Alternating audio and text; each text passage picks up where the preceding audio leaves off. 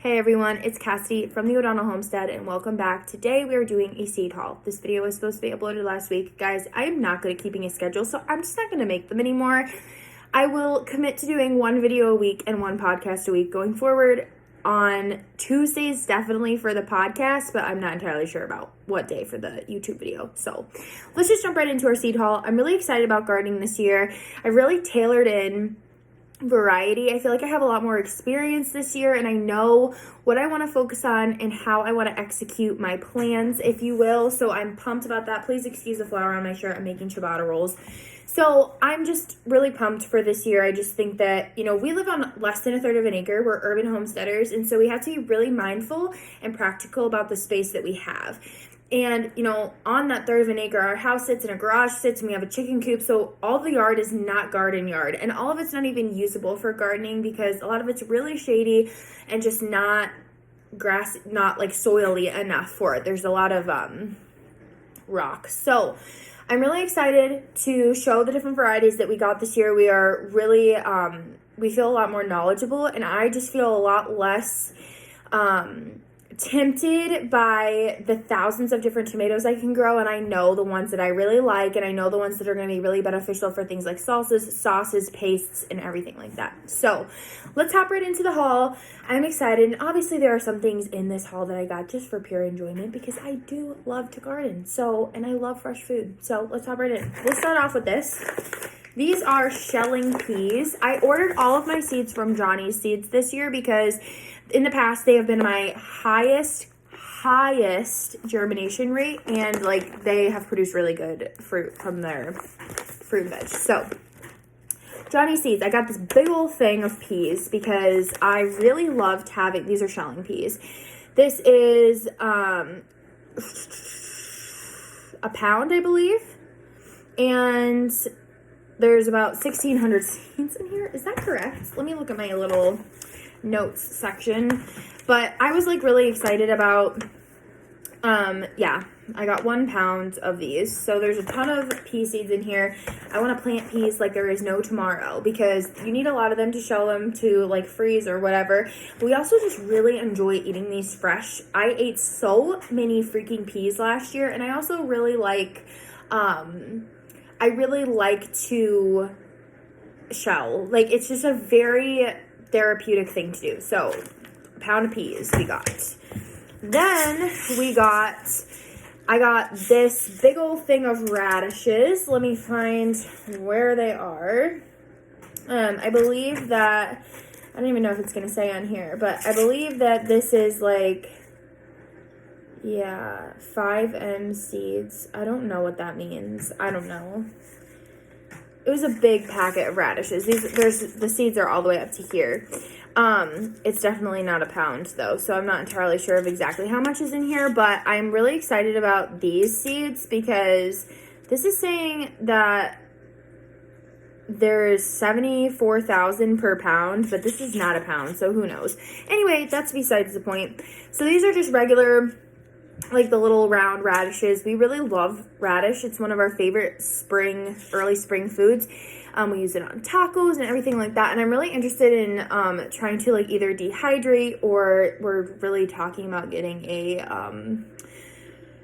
what is that called? The Harvest Right freeze dryer, but probably not this year at least, but we'll see. I just like to have them on hand anyway. I'm planting them in the spring, and I also plan on doing a harvest in the fall. They last in the fridge for a decent amount of time. Then we got these Provider Bush seeds. Provider Bush bean seeds. These are green beans. I never really focused on green beans in the past, and so I decided I'd do the bush beans just because of the way that we have space here. It will be totally fine to do so. There are 175 seeds in here. We probably won't plant that many, but And then we have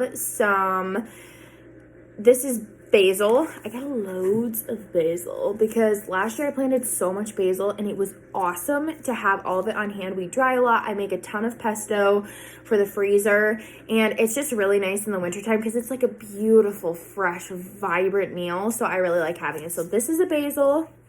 And I definitely got more basil, but I'm just not there yet. This one is called Prospera. I don't really remember what the difference between them are, if I'm being honest with you, but that's a Prospera basil.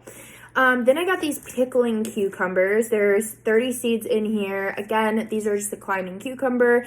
I really liked making fermented pickles last year, and it's something I'm definitely doing again this year, so I wanted to make sure that I had good pickling cucumbers on hand.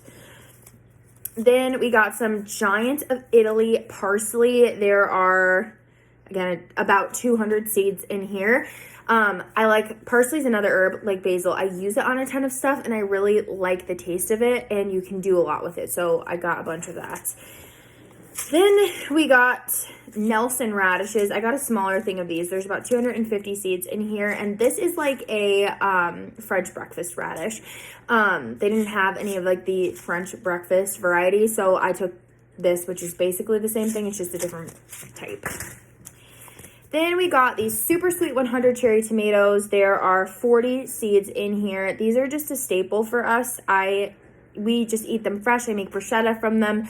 I put them I oil pack them for winter, and I do add them to sauces just to add a little bit of sweetness and cut the acidity of some of the bigger tomatoes. But I really like cherry tomatoes, so we got those. Then we got the El Jefe F1 hybrid hot peppers. I believe these are a jalapeno. There are 25 seeds in here. Jalapenos are something we grow every single year. We use them in salsa. We use them when we make tacos. We just use them a lot, so it's something we always grow. We're going to try to make cowboy candy this year as well. And hot sauce. This is our butternut squash. This is something we have never grown before. However, this past year, I did go ahead at the farmer's market and buy a ton of butternut squash. And so I was like, why am I not growing this myself? So these are really good for storage, which is what we plan on using them for, is to store it for winter.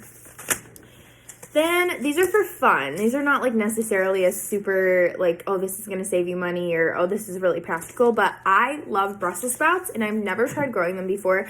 So I got these Divino F1 Brussels sprouts. There's about 100 seeds in here. We'll probably try to plant like 6 or 7 of these, maybe a little bit more, but we need to figure out where we're going to put them that they won't be like super in the way, because they take a really long time to harvest.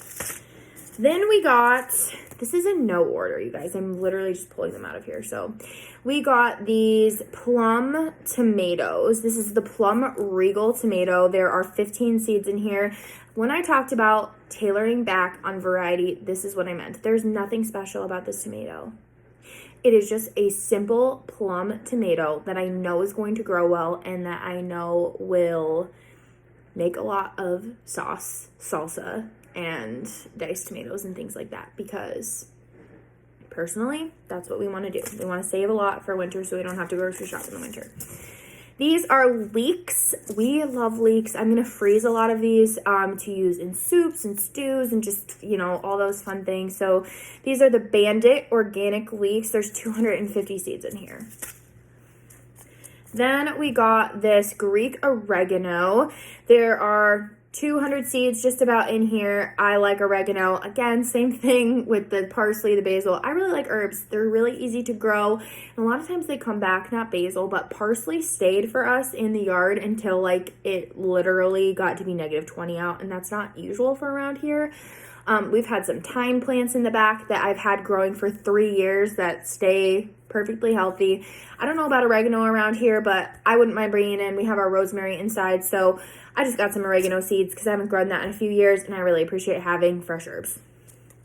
This is another basil. There's 200 seeds in here, and I believe this is a red basil. I know that I got a green, like Italian basil. I got a Genovese basil. I think I got Italian large leaf, Genovese, and a red basil. Just because for fun, red, you know.